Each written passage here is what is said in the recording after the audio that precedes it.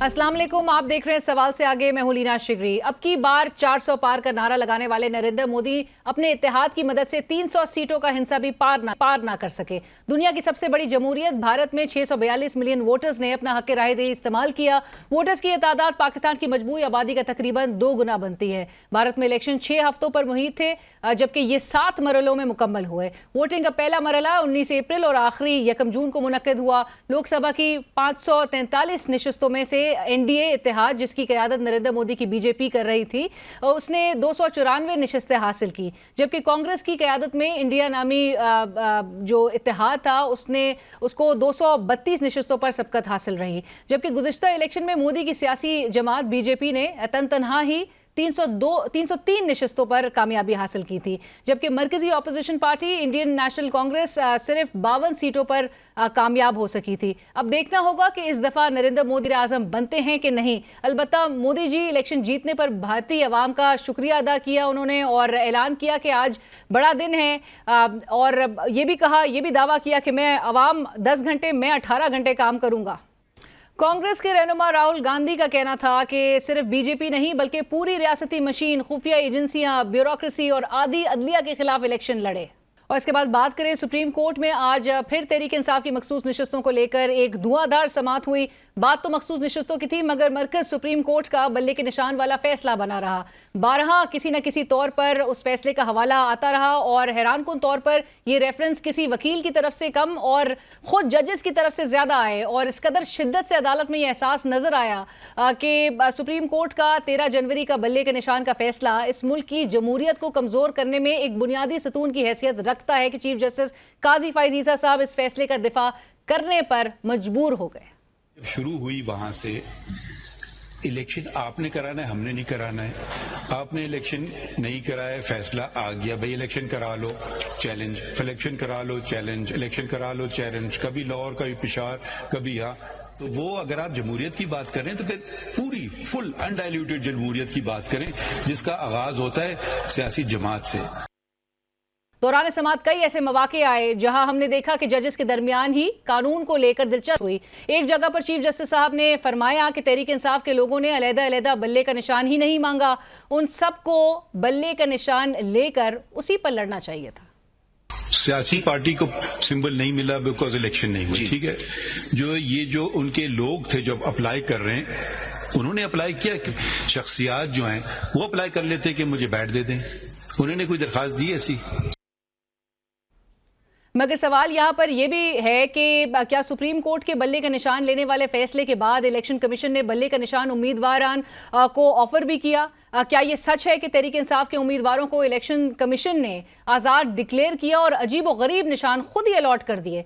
इसी समाअत में जस्टिस हसन अजहर रिजवी ने सवाल किया कि क्या एक सियासी जमात का निशान किसी आज़ाद उम्मीदवार को दिया जा सकता है? और जब तहरीक इंसाफ ने बल्लेबाज के निशान पर इलेक्शन लड़ने का फैसला किया तो क्या सलूक किया गया? किसी पॉलिटिकल पार्टी का जो सिंबल है वो किसी इंडिपेंडेंट कैंडिडेट को दिया जा सकता है? कि एक और सिंबल आया था बल्लेबाज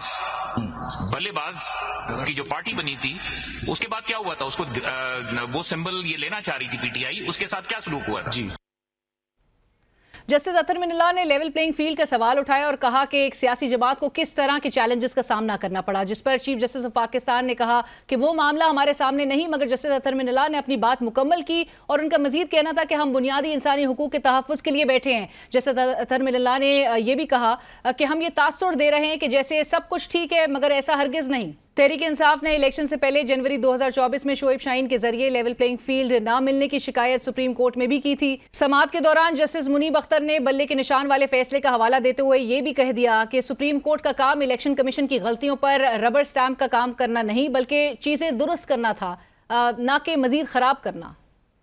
To avoid a mistake that may inadvertently made by the Supreme Court and give its seal of approval on the said cascading errors of law. We should not end up in a position where in the end we're chasing the form, not the substance, and therefore we rubber stamp errors made over and over and over, and maybe there's another over in there. इसके बाद काजी साहब ने अपने बल्ले के निशान वाले फैसले की एक और वजाहत दी और साथ ही कहा कि जमहूरियत की बात करनी है तो पूरी कीजिए। काजी साहब ने तहरीक अदम एतमाद का भी हवाला दिया कि सुप्रीम कोर्ट को जब भी आधी रात को सुनना पड़ा वो सुनेगी। बहुत अच्छी बात है कि चीफ जस्टिस साहब मुकम्मल जमहूरियत की बात करते हैं और सुप्रीम कोर्ट आइन के दिफा के लिए आधी रात को रोजाना भी सुनने के लिए तैयार है। मगर यहाँ चंद सवालात बहुत अहम हैं, क्योंकि जैसा अतर मिनल्लाह साहब ने बोला कि पूरा सच बोलना बहुत मुश्किल है। सब बोलना शुरू कर दें तो सच बहुत कड़वा है, सच कोई बोलता ही नहीं है। नहीं, मैं तो बोलने की कोशिश हमेशा रहती है। हर कोई ना बोले, मेरा उसका जिम्मेदार नहीं हूँ। अफसोस के साथ कहना पड़ता है कि इसी मुल्क में आज भी डॉक्टर यास्मीन राशिद साहिबा, आलिया हमजा साहिबा, सनम जावेद कैद में हैं। कोई अदालत रिलीफ देने को तैयार नहीं। इसी मुल्क में हमने ये भी देखा कि किस तरह लोग गायब हुए, फिर मुख्तलिफ चैनल्स पर उन्होंने इंटरव्यूज़ दिए। सुप्रीम कोर्ट तो नहीं लगी। इस मुल्क में दिन दिहाड़े लोगों से उनके नॉमिनेशन पेपर्स छीने गए, तजवीज़ कुनंदा और तयन कुनंदा को उठाया गया, मगर अदालत रात तो क्या दिन को भी नहीं लगी। इसी मुल्क के सबसे बड़े सहाफ़ी अरशद शरीफ साहब को शहीद कर दिया गया। 1 साल हो गया, अदालत ने केस दोबारा लगाया नहीं। इसी मुल्क में एक जमात को जलसा नहीं करने दिया गया, हर जलसे पर छापे मारे गए। इस मुल्क में सिर्फ एक ही सियासी जमात का इलेक्शन लड़ने का निशान भी छीना गया, सिर्फ एक का। एक फर्द पर 10-10, 15-15 FIRs दर्ज की गई, 50 मुकदमात बनाए गए, इंसानी हुकूक का जनाजा निकाला गया, मगर सुप्रीम कोर्ट नहीं लगी। रात के 12 या दिन की रोशनी में भी नहीं लगी। बल्ले के निशान वाले फैसले के बारे में जो भी सफाई पेश की जाए, एक बात तो रोज़े रोशन की तरह आया हो चुकी है कि सुप्रीम कोर्ट के अंदर भी इस फैसले को लेकर बहुत से तहफ़्फ़ुज़ात पाए जाते हैं और पाकिस्तान की जमहूरियत को इस फैसले ने बहुत ही कमज़ोर कर दिया है। शायद इसीलिए वकील फैसल सिद्दीकी साहब ने आज कहा कि अगर चीफ जस्टिस साहब अपने फैसले के साथ एक वजाहती नोट भी लिख देते तो समझने में आसानी हो जाती। ये सारे मसले हल हो जाते अगर is lordship the chief justice, अगर जिस तरह वो कस्टम एक्ट में एक्सप्लेनेटरी नोट होता है ना, इस जजमेंट में भी एक एक्सप्लेनेटरी नोट हो जाए, मसले और भी ज्यादा बेहतर तरीके से हल हो जाते हैं। बोले इलेक्शन करवा लेते, इंटर पार्टी खत्म।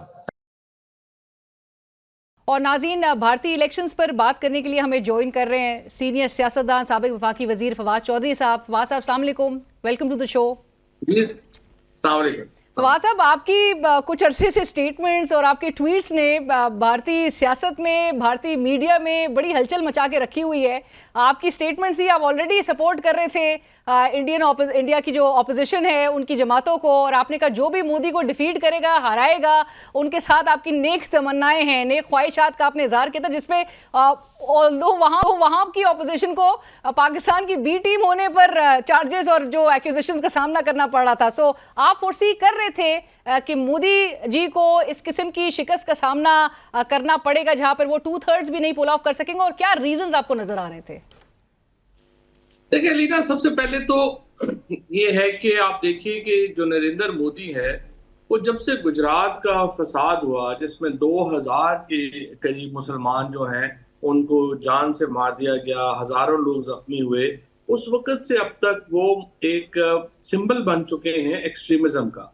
नरेंद्र मोदी के ऊपर देखिए, जब पाकिस्तान आजाद हुआ था तो हमारे जो फाउंडर्स थे उन्होंने ये वादा किया था हिंदुस्तान में रह जाने वाले मुसलमानों से कि पाकिस्तान आपके राइट्स के लिए खड़ा होगा।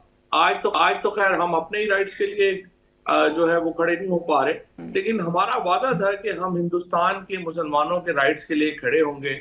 लेकिन बदकिस्मती से कश्मीर हो या इस वक्त जो हिंदुस्तान के अंदर बिहार में और जो ये काऊ बेल्ट में जो मुसलमान रहते हैं, उनके साथ जो सलूक बीजेपी के दौर में हुआ, RSS फिलॉसफी के तहत, वो इतना बेईमाना था कि जाहिर है कि जो भी शख्स, और आपको पता है मेरे व्यूज एक्सट्रीमिज्म के ऊपर पाकिस्तान के अंदर भी नॉन है, and I have always stood against extremist B it in Pakistan या बाहर। और नरेंद्र मोदी इस वक्त एक चेहरा थे एक्सट्रीमिज्म का, कट्टरपंथी होने का, शिद्दत पसंद होने का। तो इसलिए जो भी जिस तरीके से केजरीवाल साहब हैं या राहुल गांधी हैं या ममता बनर्जी हैं, इनके अपने भी इश्यूज हैं, जाहिर है कि वो हमारे पाकिस्तान के बहुत सगे तो नहीं है, लेकिन कम से कम ये है कि नरेंद्र मोदी का रास्ता रोकने के लिए इनका साथ देना जरूरी। बस मैं समझता था कि जो भी कॉन्शियस रखता है उसको नरेंद्र मोदी का रास्ता रोकना चाहिए, and I think in the and they have actually done well.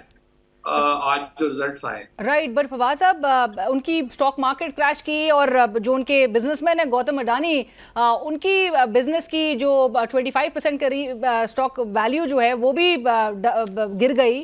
सारा मीडिया उनका गलत बहरहाल साबित हुआ। जो एग्जिट पोल्स में प्रेडिक्शंस बताई जा रही थी वो तमाम गलत साबित हुई। और मोर और लेट्स एडमिट के पाकिस्तान के 8 फरवरी के इलेक्शंस के हवाले से भी बड़ी कुछ प्रेडिक्शंस की गई थी और सब गलत ही साबित हुई। यस, बिल्कुल। ये देखिए ना, मीडिया सेट्स का जो एक कंट्रोल है उसकी तो बड़ी नाकामी हुई। और हिंदुस्तान के अंदर भी आपको पता है कि जिस तरह एग्जिट पोल्स दिए गए, अब एनडीटीवी जो है वो ये अडानी साहब उसके मालिक हैं। इसी तरह से जो अंबानी और ये मित्तल और ये अडानी, इन्होंने एक पूरा गैंग बना लिया जिन्होंने पूरा मीडिया कैप्चर कर लिया। और उसके बाद जो अपोजिशन थी उन्होंने बड़े मुश्किल हालात में इलेक्शन लड़ा है। आपको मालूम है केजरीवाल जो थे वो तो जेल में थे, उनको सुप्रीम कोर्ट ने रिहा किया, कैंपेन के लिए आए। और आई मस्ट से कि बड़े वो दिलेर आदमी हैं, वो दोबारा गए और आपको फिर जेल में जो है वहां पे चले गए। और 52 इस वक्त वहां पे डिग्री सेंटीग्रेड है दिल्ली के अंदर। अनफॉर्चुनेटली दिल्ली में आम आदमी पार्टी अच्छा परफॉर्म नहीं कर सकी, वरना ये बिल्कुल जो एनडीए था वो तो राउट हो गया था। अगर ये थोड़ा सा दिल्ली की जो 7 सीटें हैं ये सारे की सारी वो ले गए और एक दो जगह के और ऊपर जो है। लेकिन हमारा जो पहले था कि अब मोदी जी की हुकूमत थी, अब तो एनडीए की हुकूमत होगी, क्योंकि आपको मालूम है कि बड़ा थिन मार्जिन है। और अभी भी देखते हैं कि ये जो 2 लोग हैं नीतीश कुमार और नायडू, ये 2 जो है वो किस तरह से फैसला आगे करेंगे, बिकॉज इनकी जो 46 सीट्स है वही एक्चुअली मेन इस वक्त हुकूमत का फैसला करेंगी। बट ठीक है, मेरा ख्याल है मोदी अगली दफा एक कमजोर सी हुकूमत बना ले, और लेकिन ये डिसाइसिव नहीं होगा। और ये एक सब कॉन्टिनेंट के अंदर आप देखिए हिंदुस्तान के वोटर ने भी पाकिस्तान के वोटर की तरह बड़ी इनलाइटमेंट का मुजाहरा किया है। जिस तरह से पाकिस्तान के अंदर आप देखिए कि पूरा मीडिया कैप्चर करके तरीके इंसाफ को बिल्कुल एक दीवार से लगा दिया गया था। और जिस तरह कहते थे कि आंख का दरिया उबूर करके हमने सीटें निकाली हैं। बिल्कुल, इसमें कोई शुबा नहीं। आपको मालूम है जो कुछ हुआ, जो हमारे साथ हुआ, हमारे नॉमिनेशन पेपर्स रिजेक्ट कर दिए गए, इलेक्शन ही नहीं लड़ने दिए गए। इसके बावजूद वोटर ने, और फिर किसी को बैंगन निशान मिल गया, किसी को तरबूज मिल गया, किसी को क्या मिल गया, वो सारे। और इंडिया के अंदर भी इलेक्शन कमीशन बाय साथ खुद जो राहुल गांधी हैं उनको जो है जेल भेजने की कोशिश की गई, उनकी मेंबरशिप सस्पेंड कर दी गई, केजरीवाल जी को जेल भेज दिया, सारी अपोजिशन के ऊपर पर्चे करा दिए गए, इलेक्शन कमीशन वहां पे लेट गया। आज वो प्रेस कॉन्फ्रेंस कर रहे थे, आज प्रेस कॉन्फ्रेंस करते हुए राहुल गांधी यही कह रहे थे कि हमने सिर्फ बीजेपी को ही नहीं बल्कि पूरी जो रियासती मशीनरी थी, खुफिया एजेंसीज थी, ब्यूरोक्रेसी थी और आदि अदलिया को के खिलाफ हमने इलेक्शंस लड़े हैं।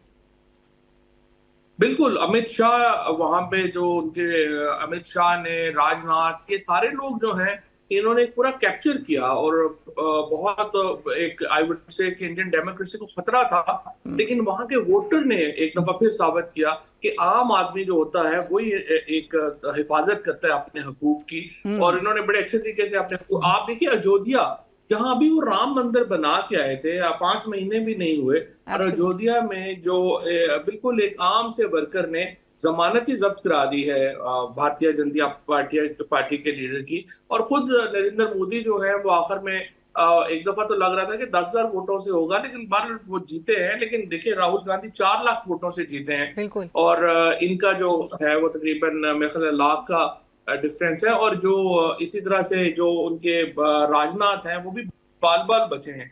सो ये एक हिंदुस्तान के अंदर मैं समझता हूँ कि एक जो वोटर है, आम आदमी है, उसने नफरत की सियासत के खिलाफ अपना वोट एक्सरसाइज किया है।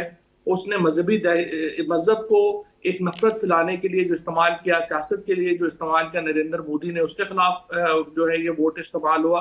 और ये एक पूरे रीजन के लिए एक सुख का सांस लेने वाली बात है, क्योंकि अगर नरेंद्र मोदी बहुत बड़ी अक्सरियत से जीत जाते तो आप यकीन कीजिए उन्होंने पाकिस्तान, चाइना, पूरी रीजन को मजीद डिस्टेबलाइज करना था।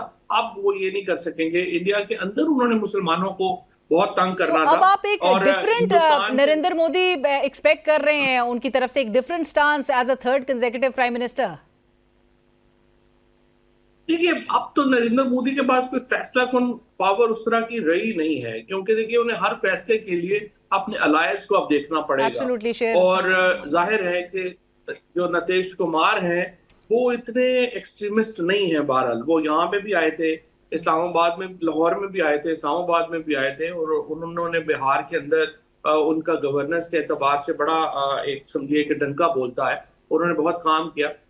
इस तरह से जो नायडू हैं, चंद्रबाबू नायडू, वो भी बहुत एक्सट्रीमिस्ट उस तरह से नहीं है। लेकिन एक तो मुझे बड़ी खुशी हुई कि जो ये स्मृति ईरानी हारी हैं, ये कंगना रावत जीती, बड़ा अफसोस हुआ। लेकिन बहरहाल चले थोड़ा सारा उसमें कंपनसेट हो गया, क्योंकि ये बहुत ही एक हेट मॉन्गर्स खवातीन थी जिन्होंने मुसलमानों के खिलाफ एक बहुत ही आप समझिए आग दिखाई हुई थी। देखो बात यह है अलीना के कोई भी चीज, ये जो शरीफ फैमिली को जो गलतफहमी थी, आपने देखा है कि भी उन्होंने गलतफहमी दूर कर दी अपने जलसे में, उन्होंने मजाक ही उड़ा दिया इनको पाकिस्तान बुलाने के ऊपर। देखिए मसला ये है, हिंदुस्तान के साथ अच्छे ताल्लुकात हम चाहते हैं, पाकिस्तान के अंदर एक जनरल कंसेंसस है कि हिंदुस्तान से ताल्लुकात अच्छे होने चाहिए। लेकिन मुझे आप ये बताओ कि अगर अगला आदमी ये समझता है कि मेरे से हाथ मिलाने से वो इम्प्योर हो जाता है, नापाक हो जाता है, तो आप मुझे बताएं ताल्लुकात कैसे होंगे? बिल्कुल, ये तो मुमकिन नहीं है ना। कुछ ना कुछ बराबरी तो रखनी पड़ेगी। अब नवाज शरीफ साहब ने एक बड़ी जो बयान यहाँ पे दे दी है, जो हिस्ट्री से बिल्कुल ही नाबलद बयान है। देखो कारगिल के ऊपर जो अगर आप एतराज करते हैं तो सियाचिन ग्लेशियर क्या था? सियाचिन ग्लेशियर में इंडियन आर्मी आ गई तो वो जायज हो गया। इसी तरीके से अगर आप वाजपेयी साहब की पाकिस्तानी एस्टेब्लिशमेंट पे आप क्रिटिसिज्म करते हैं नवाज शरीफ साहब, तो फिर जब मुशर्रफ मनमोहन मीटिंग हुई थी तो उसको किसने सैबोटेज किया? वो इंडियन एस्टेब्लिशमेंट ने नहीं किया था। सो ये एक चीज देखिए, बैकग्राउंड है, ताल्लुकात अच्छे होने चाहिए। पंजाब को तो बड़ा फायदा है क्योंकि बट फवाद साहब पंजाब ओपन होता है। लेकिन अब इन रिजल्ट्स की इस रोशनी में आप दोनों ममालिक के दरमियान अब किस तरह के रिलेशंस आप एक्सपेक्ट कर रहे हैं? मेरा नहीं ख्याल इसमें कोई अभी इस वक्त कोई ज्यादा रिलेशनशिप की बात हो सकती है, क्योंकि देखिए पाकिस्तान में तो इंस्टेबिलिटी ही बहुत ज्यादा है। इतनी इंस्टेबिलिटी में तो पाकिस्तान तो इस वक्त मेरा नहीं ख्याल, हम तो डे टू डे अफेयर चला रहे हैं, बाहर की तरफ तो हम देख ही नहीं रहे। हमारे तो जो इस वक्त फॉरेन अफेयर्स में मुझे तो ऑब्वियसली बीइंग अ नेशनलिस्ट, मुझे तो बड़ा ही दुख हुआ कि जब सऊदी अरेबिया ने इजराइल के ऊपर 5 इस्लामी मुल्कों को अपनी बुलाया एडवाइजरी के लिए, तो हम पाकिस्तान जो इस्लामी दुनिया की वाहिद एटमी ताकत है, सबसे बड़ी फौज है, हमें उन्होंने बुलाने की जहमत भी नहीं की है। तो हमारी इस वक्त जो आई वुड से कि जो एक इंटरनेशनल रेलिवेंस है वो बड़ी नीचे है, और हमारे फॉरेन मिनिस्टर का भी नहीं पता चल रहा कि वो है या नहीं है, और किसी के ऊपर हमारा कोई व्यू ही नहीं है किसी चीज के ऊपर। मसलन अभी आप देखिए, अभी पहले उन्होंने बाबरी मॉस्क शहीद की है, अब औरंगजेब मॉस्क दिल्ली में शहीद करने जा रहे हैं। पाकिस्तान में कोई चुई नहीं करता। यहाँ लिंचिंग जो है वो अभी बड़े अल्लाह का शुक्र है कि फॉर्मेशन कमांडर्स की मीटिंग में खुदा करके एक स्टेटमेंट जो है वो उन्होंने दी इंडियन मुसलमानों के ऊपर, तो मुझे कुछ थोड़ा सा हौसला हुआ कि ये कोई तो सोच रहा है वहां पे भी इस बारे में। तो मुझे तो यही उम्मीद है कि यही उम्मीद थी कि जब फॉर्मेशन कमांडर्स बात कर रहे हैं तो फॉरेन ऑफिस तो उसके ऊपर कोई बात करेगा, बोलेगा। अभी तक उधर से कोई बात नहीं आई है। सो आई होप कि लेट्स पहले अपनी को रेलेवेंस बनाएंगे तो बात आगे चलेगी ना। अभी तो कोई रेलेवेंस नहीं है हमारी। राइट, अभी तक आप कहते हैं कि हमारी कोई रेलेवेंस नहीं है, but thank you so much Fawad साहब, बहुत शुक्रिया आपके वक्त का। सियासतदान साबिक वफाकी वजीर फवाद चौधरी साहब इस वक्त हमसे बात कर रहे थे, जिन्होंने कहा कि तमाम जो एग्जिट पोल्स में प्रेडिक्शंस थी, तमाम मीडिया था जिस तरह से गलत साबित हुआ, और हिंदुस्तान की भी आवाम ने इस बात का इजहार कर दिया है अपने वोट कास्ट करके कि वो जो नफरत की सियासत है, जिस तरह के बीज बोए जा रहे थे और एक लंबे अरसे से जिस तरह से रैलीज में जो नारे लगाए जा रहे थे उसको रिजेक्ट किया है इंडिया की आवाम ने। और उन्होंने अपना फैसला जो है वो एक ऐसा फैसला दिया है कि जिससे जाहिर होता है कि अब इस दुनिया भर की जो आवाम है, जो वोटर है, वो बड़ा बाशऊर हो चुका है, वो बड़ा अवेयर है। सो इसको अब हल्का मेरे ख्याल से सियासी जमातों को नहीं लेना चाहिए। जिस किस्म के हालात पाकिस्तान में नजर आए 8 फरवरी को, और अब इंडियन इलेक्शंस में जिस किस्म के रिजल्ट सामने आ रहे हैं, उससे तमाम प्रेडिक्शन जो है वो गलत साबित होती हुई दिखाई दी हैं। इसी के साथ ही बढ़ेंगे एक ब्रेक की तरफ, लेकिन ब्रेक के बाद इंटरेस्टिंगली कोर्ट केसेस हैं अहम नौयत के, और साथ साथ जो इलेक्शन कमीशन ऑफ पाकिस्तान ने एक्सेप्ट की है ट्रिब्यूनल चेंज होने से मुताल्लिक नून लीगी रहनुमाओं की दरख्वास्त, उस पर भी हम बिलखुसूस बात करेंगे एक ब्रेक के बाद। नाज़रीन, इस्लामाबाद के ट्रिब्यूनल तब्दील करने के लिए नून लीग की जो रहनुमा है उनकी जानिब से गुज़िश्ता रोज़ आपको याद होगा कि कंप्लेंट जो दरख्वास्तें दायर की गई थी वो काबिल समात करार पाई हैं और ये जो इस्तदा की जा रही है कि ट्रिब्यूनल, और अब जबकि मामला पाकिस्तान तहरीक इंसाफ को बजाय नज़र आ रहा था कि बड़ा क्लोज था, बहुत करीब था कि उनके हक़ में जो 3 ये सीटें हैं उसका फ़ैसला पाकिस्तान तहरीक इंसाफ के हक़ में आ सकता था, जो पाकिस्तान तहरीक इंसाफ बहरहाल ये ख्वाहिश का इज़हार भी कर रही थी। लेकिन अब ये मामला क्या ट्रिब्यूनल चेंज होता हुआ देखेंगे? जस्टिस तारिक महमूद जहांगीरी के ट्रिब्यूनल में जो एतराज़ उठाया है और स्पेशली ये कहना कि जो सोशल मीडिया पे कैंपेन्स चल रही हैं, पाकिस्तान तहरीक इंसाफ क्या सोशल मीडिया पे कैंपेन चला रही है, इस पर भी बात होगी। और इसके साथ साथ सुप्रीम कोर्ट में रिजर्व सीट्स का भी जो मामला है उसमें भी क्या होता दिखाई दे रहा है, क्योंकि मुमकिन है जो भी फैसला होगा उससे सियासी मंजरनामे पर अगरचे उसके बड़े गहरे असरात पड़ते हुए दिखाई देंगे। हमारे साथ हमें स्टूडियोज़ में ज्वाइन कर रहे हैं बैरिस्टर अकील मलिक साहब, रुकन कौमी असम्बली पाकिस्तान मुस्लिम लीग नवाज़, तर्जुमान भी हैं आप कानूनी उमूर के मुस्लिम लीग नून के। अस्सलाम वालेकुम, बहुत शुक्रिया बैरिस्टर साहब, thank you for joining us. और हमें ज्वाइन कर रहे हैं बैरिस्टर अली बुखारी साहब, रहनुमा सीनियर रहनुमा पाकिस्तान तहरीक इंसाफ। बैरिस्टर साहब अस्सलाम वालेकुम, thank you for joining us. गुफ्तगू का आगाज़ बैरिस्टर अकील साहब आपसे, ये जो मामला है, जो 3 कंप्लेंट्स गई थी 3 नून लीगी रहनुमाओं की जानिब से गुज़िश्ता रोज़, और सबसे पहले तो जानना ये चाहेंगे कि जस्टिस तारिक साहब की ट्रिब्यूनल पर एतराज़ है क्या, और ये जो कंप्लेंट्स थी इसमें तो बज़ाहिर एक इंप्रेशन ये मिल रहा है कि फुल स्टॉप कॉमे का भी कोई मेरे ख्याल से चेंज नहीं होगा। ये क्या फोटोकॉपी हुई थी, जहनी हमांगी थी, क्योंकि एक ही जैसी दरख्वास्त जो है वो तीनों की जानिब से जाई गई है। देखिए अलीना, बहुत बहुत शुक्रिया। सबसे पहले तो ये कि इस्लामाबाद का एक ट्राइब्यूनल है, उसमें जस्टिस तारिक महमूद जहांगीरी साहब हैं, और वही इन तीनों केसेस को, क्योंकि एलिगेशंस इन तीनों केसेस में एक जैसी हैं, इन तीनों केसेस की प्रोसीडिंग्स एक जैसी चल रही हैं, गो के पिटिशनर्स मुख्तलिफ हैं, ऑब्वियसली 3 हलके हैं, उन तीनों हलकों में जो है तीनों पिटिशनर्स और तीनों रिस्पोंडेंट जो हैं वो तमाम तर सारी चीज़ है। लेकिन एक बात जो बड़ी इंटरेस्टिंग सी बात है, I would have actually thought कि शायद डे 1 से इनको एतराज़ कर देने चाहिए थे, because the way proceedings were being conducted, और उसमें ये है कि बड़े फास्ट ट्रैक से, क्योंकि ये इलेक्शन ट्राइब्यूनल में जो बाकी मामला चलने हैं वो सीपीसी के तहत चलने हैं, जो प्रोसीडिंग्स होनी है, जो प्रोसीजर है वो सिविल प्रोसीजर कोड के थ्रू चलना है, वो रिट पिटिशन या रिट जुरिस्डिक्शन की तरह नहीं उसको चलाया जा सकता। नॉर्मली ये होता है कि सीपीसी में अगर सिविल प्रोसीजर कोड, जिसे आम ज़बान में हम जो है सिविल केस कह देते हैं, तो उसका प्रोसीजर जब अडॉप्ट किया जाता है तो उसमें नोटिसेस होते हैं, समन्स होते हैं, फिर अगर कोई नहीं पेश होता तो फिर अखबार इश्तिहार होता है, फिर उसके बाद जाके जो है ये पूरा प्रोसीजर होता है। फिर इतना फास्ट ट्रैक चलाना और फाइन्स कर देना एकदम, मतलब 1-2 प्रोसीडिंग के बाद ही आई थिंक प्रॉब्ली थोड़ा सा एक एब्सटेन करना चाहिए था, थोड़ा सा एक आहिस्ता रफ्तार में चलना चाहिए था, इतना फास्ट ट्रैक। हालांकि आपको दूसरे केसेस में जो ट्रायल कोर्ट में इनके बानी के हवाले से जो केसेस चल रहे हैं उस पर एतराज नहीं है कि वो भी देखिए ना कितने फास्ट ट्रैक और कितने जल्दी कंक्लूड किए, कितने सालों से अपील्स पेंडिंग पड़ी नहीं है। लेकिन माजरत के साथ फेब से लेके अभी तक, मे के एंड कह लें या जून का स्टार्ट कह लें, वो भी अपील बड़े ही फास्ट ट्रैक पे जो है वो डिसाइड हुई, राइट, बट उस पर एतराज़ नहीं था। बट बैरिस्टर साहब, आपने जो नुक्ता रेस किया है कि फास्ट ट्रैक और साथ साथ आप कह रहे हैं फाइन किया, तो पहले दिन से ही एतराज़ इस पर उठा देना चाहिए था। लेकिन अली बुखारी साहब, बैरिस्टर अकील जिस तरह से कह रहे हैं कि ट्रिब्यूनल के पास सीपीसी के अलावा कोई इख्तियार नहीं था, इलेक्शन कमीशन के पास ये इख्तियार है कि वो ट्रिब्यूनल चेंज कर सकते? बहुत शुक्रिया रीना आपका, मैं am thankful to my brother as well कि उन्होंने पहली बात तो अच्छी की कि बात यह है कि अगर किसी को एतराज़ था तो वो डे फर्स्ट होना चाहिए था। और मैं जो बात करूँगा ऑन रिकॉर्ड बात करूँगा।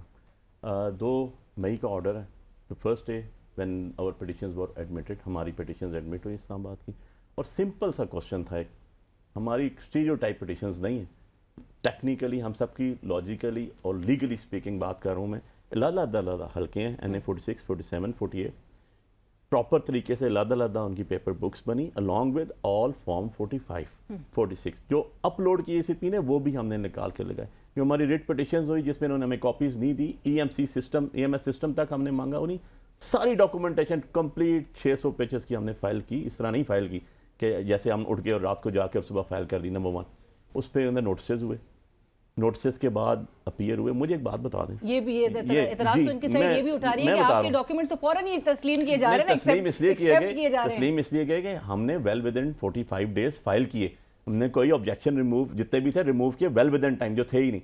और उसके बाद कोर्ट ने एडमिट करके नोटिस किए, नोटिस होने के बाद इनके काउंसल्स अपीयर हुए। आप ये बात सोच सकती हैं कि ट्रिब्यूनल बुलाए और एक ADCR जिसको RO बनाया हुआ था, जो ADCG है इस्लामाबाद का, हाजिर ही नहीं हो पेश ही नहीं रहा। तो जज क्या करे उसको, मुझे बताएं। अच्छा, उसको ऑनरेबल ट्रिब्यूनल कह रहा है भाई आओ डॉक्यूमेंट दो। ECP ने भी डॉक्यूमेंट्स जमा कराए अपने, ECP ने डॉक्यूमेंट्स जमा कराए अपने। आप RO आता ही नहीं है, बुला रहे हैं, क्या करें उसको, कहें अच्छा यार तुम नहीं आते हो, तुमने EC आपको देखा जो आपका EMS सिस्टम था उसका रिकॉर्ड इसके पास है, RO के पास है, सारे का सारा मेरा मेन कल्प्रिट RO है, एंड उसके साथ कन्हाइमेंट्स किसकी हुई? वैसे बैरिस्टर साहब, ट्रिब्यूनल के सामने पेश होने में क्या कबाहत थी, हर्ज क्या था? आप तो कहते हैं कि ये सीट जीती हुई है। ये आरोज की जहां तक बात की है, आरोज को पेश होना चाहिए, वो इलेक्शन कमीशन ऑफ पाकिस्तान जिम्मेदार है, क्योंकि ड्यूटियां उन्होंने लगाई थी, ट्रेनिंग्स उन्होंने कराई थी, और तमाम तर जिम्मेदारी इलेक्शन कमीशन ऑफ पाकिस्तान की थी। एंड जनरली कॉन्स्टिट्यूशनली स्पीकिंग 2018 के अंदर उनकी ही जिम्मेदारी है कि उन्होंने फ्री फेयर जस्ट इलेक्शन करवाने हैं। जहां तक बात की कि अली साहब बार के मेंबर हैं या शोएब शाहीन साहब बार के मेंबर हैं, with utmost respect, justice Tariq Mahmood Jahangiri साहब भी इसी बार के मेंबर है। That's true, it's a fact. ये इससे डिनाइबिलिटी ना अली साहब कर सकते हैं, ना शोएब शाहीन साहब कर सकते हैं, ना मैं कर सकता हूँ, बिकॉज मैं भी इस्लामाबाद में ही प्रैक्टिस करता हूँ। जहाँ तक ये बात है कि एतराज़ ये उठाया गया है, शायद किसी हद तक शायद उनका ये एतराज़ बनता भी हो, इसके मेरिट पे भी आता हो, लेकिन ये फिर इलेक्शन कमीशन ऑफ पाकिस्तान और जो पैनल ऑफ एक पूल था जजेस का, तो उस जज को फिर शायद ट्राइब्यूनल में लगाना चाहिए था जो इस बार का मेंबर या इस बार से उसकी वाबस्तगी ना हो। यहाँ पर वक्त हुआ एक ब्रेक का, ब्रेक के बाद हाजिर होते हैं। वेलकम बैक, डिस्कशन को आगे बढ़ाते हैं। बैरिस्टर साहब, बट इन केस के अगर ट्रिब्यूनल चेंज नहीं होता फिर क्या लाएअमल होगा? देखिए, tribunal election commission of Pakistan के पास आपको लग रहा है कि इलेक्शन कमीशन ऑफ पाकिस्तान तैयार है? देखिए, अब मिसाल के तौर पे कल को इनकी रिजर्वेशंस हों किसी ट्राइब्यूनल के ऊपर, तो फिर इलेक्शन कमीशन सुनेगा, इनकी भी बात सुनेगा, दूसरे लोगों की बात सुनेगा। और अभी उन्होंने कोई फैसला नहीं किया कि ट्राइब्यूनल हमने चेंज करना है। अभी उन्होंने सिर्फ बुलाया है कि वैलिड कंसर्न्स उठाए हैं इन लोगों ने, इन तीनों ने।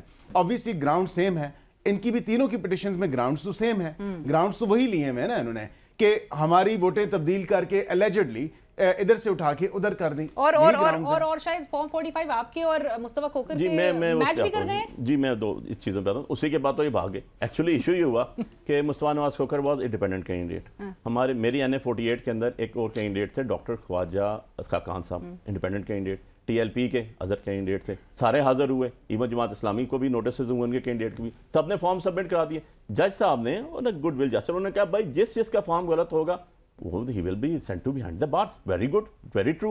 जब हम कहते हैं मीडिया को दिखाओ फॉर्म्स, नहीं दिखाएंगे, कोर्ट में दिखाएंगे, कोर्ट में दिखाओ, नहीं दिखाएंगे, हलफ देंगे, हलफ भी नहीं देते। यार इसको पकमल बादशाही तो नहीं है। आप एक लीगल फॉर्म उसको फॉलो कर रहे हैं, आप एक तरीक़ेकार से चल रहे हैं, आपने लोगों की इमानतों में खयानत की हुई है, आप झूठे हलफ उठा के बैठे हुए, आप डॉक्यूमेंट्स भी नहीं दे रहे, और जा रहे किधर हैं आप? ECP में। मेरा तो ग्रीवेंस ECP है, मैंने ECP को पार्टी बनाया हुआ है। ECP RO नंबर 1 जो रिस्पोंडेंट है, he is election commission of Pakistan. यार मेरा आपके खिलाफ ग्रीवेंसेस है, आपने 11 फरवरी को स्टे ग्रांट किया, और ड्यूरिंग स्टे नीचे से आपके जो RO था उसने कर दिया, नोटिफिकेशन कर दिया। You are also culprit in my petition, legally बस स्पीकिंग बात कर रहा हूँ। आप जो हैं वो तो खुद हैं, आप खुद ही गुनाह भी करें, खुद ही काजी भी हों, ये कहाँ का इंसाफ है? नंबर 1।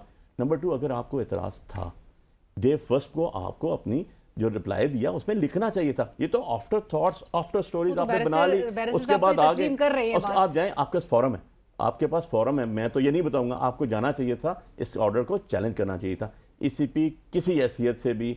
अच्छा, 2 चीज़ें और ऐड कर दूँ इसमें, जो बैरिस्टर साहब ने कहा, पंजाब पूरे में ट्रिब्यूनल 2 बनाए जब इतनी बड़ी पिटिशन के लिए। एक इस्लामाबाद शहर था, अब इस्लामाबाद में तो ट्रिब्यूनल बनना ही था, एक ही बनना था, जो आपके जजेस मौजूद थे इन्हीं के अंदर से बनना था। बनाया किसने, नाम किसने दिए? Panel chief justice Islamabad high court की मर्जी से बनाया किसने? ECP ने।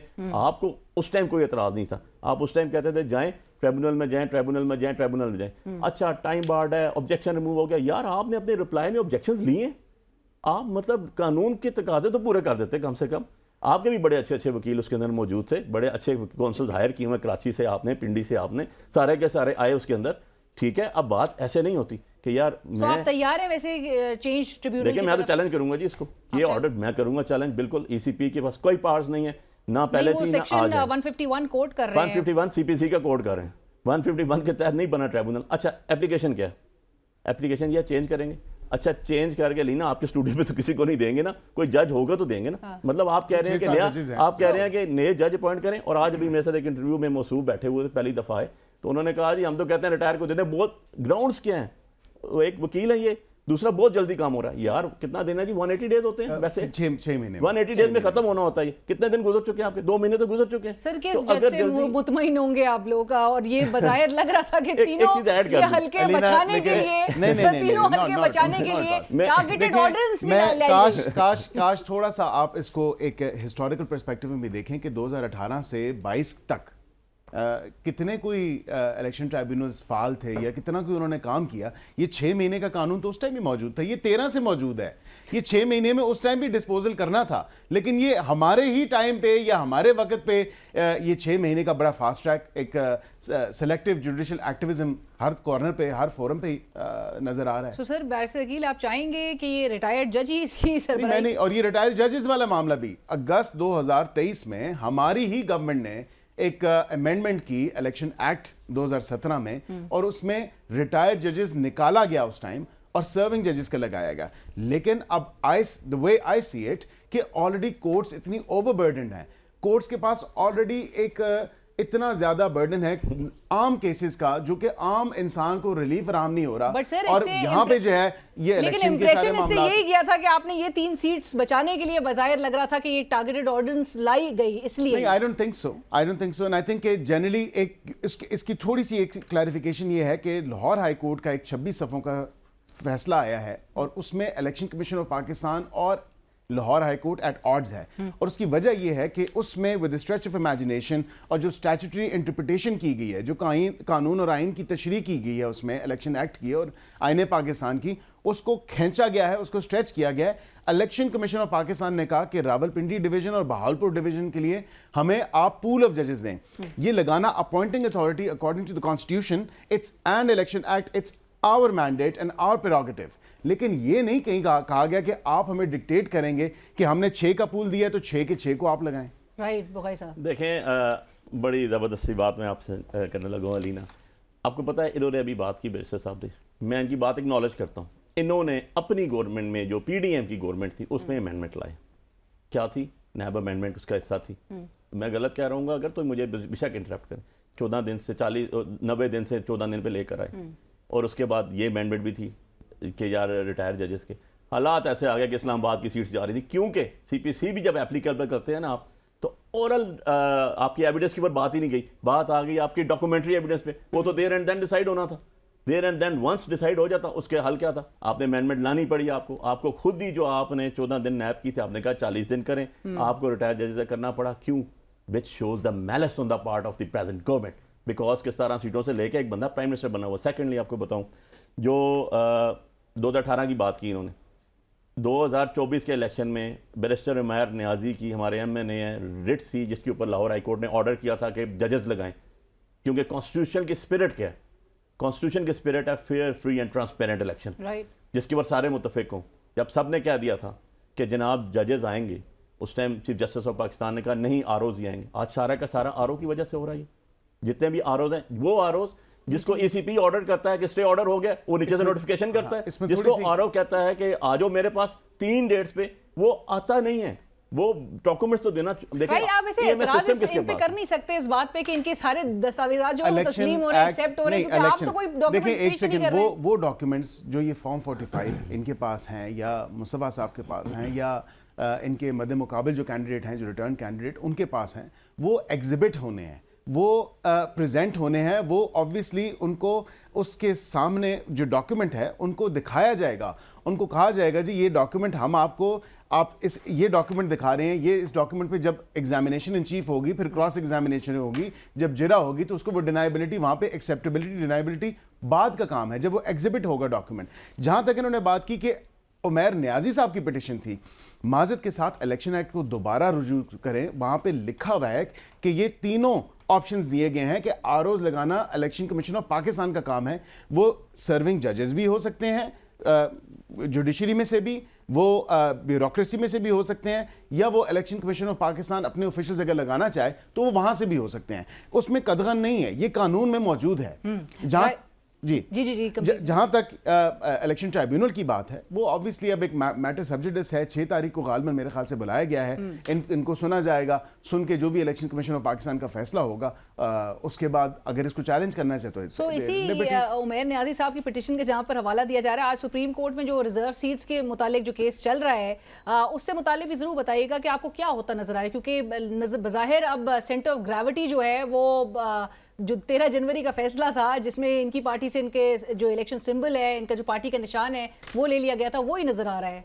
नहीं एलिना, इसमें बड़ा एक क्लियर क्लियर कट है। देखें, कानून और आइन में जो चीज़ अगर मौजूद है, जिस तरह आर्टिकल 51 सब आर्टिकल 4 है, उसमें रिजर्व सीट्स का पूरा एक मामला बताया गया है। 104 सेक्शन में बताया गया election commission of election act 2017 में, और उस पर वाज़ेह तौर पर बताया। अब एक पॉलिटिकल पार्टी उसने कंटेस्ट ही नहीं किया। सुप्रीम कोर्ट के सामने कौन है? सुन्नी इत्तेहाद काउंसिल। उनकी खवातीन जो रिजर्व सीट्स पे कहती हैं कि हमें होना चाहिए रिजर्व सीट्स पे। पीटीआई की जहां तक बात है, इनको किसी ने, पीटीआई पार्टी एग्जिस्ट करती थी, ये सुप्रीम कोर्ट में भी जेर बहस आई, और ये ऑन रिकॉर्ड है बात कि PTI as a political party existed. Only reason that it did not have a symbol was because of the fact कि इन्होंने इंट्रा पार्टी इलेक्शन नहीं कराया और सिंबल इनसे उस टाइम कानूनी तौर पे लिया गया। Having said that, अब ये सुन्नी इत्तेहाद काउंसिल के पास तो सीटें नहीं जाएंगी, लेकिन अब कॉन्स्टिट्यूशन में रीड इन करके, आज क्योंकि उन्होंने एब्सटेन किया, उन्होंने कहा जी we not going to read in into the constitution, और हम आइन की जो एक उसकी इंटरप्रिटेशन है और जो कानून की इंटरप्रिटेशन है, उससे हम बाहर नहीं निकल सकते, हम उसको इंटरप्रेट यही करेंगे। और वहाँ पे आईने पाकिस्तान में पॉलिटिकल पार्टी का लिखा है, political party a party that has contested, और यहाँ पे सुन्नी इत्तेहाद काउंसिल ने कुछ कंटेस्ट नहीं किया। Why are they even before supreme court? Because उनकी तो सीटें बनती नहीं है। हाँ, मेरा प्रिंसिपल स्टैंड जरूर है कि प्रोपोर्शनैलिटी के ऊपर ये हमें जो है ये सीटें, हम तमाम पार्टीज को जो है एक प्रिंसिपल स्टैंड, जनरली स्पीकिंग। देखें, एक this is a case of first impression, एक ग्रे एरिया है। ये पीटीआई को भी नहीं जा सकती, ना सुन्नी इत्तेहाद काउंसिल को तो जा ही नहीं सकती। हमें अगर मुफ्त में मिली है तो I think we should have probably taken, that's a principal stance. अच्छा, मैं इस चीज़ जो अभी भाई ने बात की सीटों के हवाले से, देखें, एक तो सीटें आपने सीधा सीधा डाका मार लिया, 45 देके आपके सामने आगे चीज़ें, बंदा फॉर्म ही नहीं ला रहा, इवन एन अदरवाइज बैठा हुआ, और मैंने कल कोर्ट में जब पूछा गया उनसे, तो कोर्ट में उन्होंने कहा कि जी हमारे पास फॉर्म ही नहीं है, हम तो आरओ से लेंगे, आरओ ने हमें दिया, जाएं आरओ को पकड़े। ठीक है। सो नंबर 2, आपने जो सुन्नी इत्तेहाद से हमारा अलायंस था, बेसिकली था ही रिजर्व सीट्स के हवाले से। अब बात यह है कि 2 क्वेश्चन आते हैं। ये फर्स्ट इंप्रेशन का केस नहीं है, इससे पहले 2018 में बाप पार्टी को दे चुके हैं आप सीट्स, बगैर अप्लाई किए हुए दे चुके हैं। सो ये बिल्कुल गलत बात है कि आप जो हैं कहते हैं कि जी हमें this is case of first impression, not at all. एक और पार्टी को भी दे चुके हैं, 2 प्रेसिडेंट्स मौजूद हैं, और ईसीपी ने दी है। सो ईसीपी को हम डे फर्स्ट कह रहे हैं कि उनका जो कंडक्ट है वो एज पर कॉन्स्टिट्यूशन नहीं है। नंबर 2, सीट्स हमें नहीं मिली।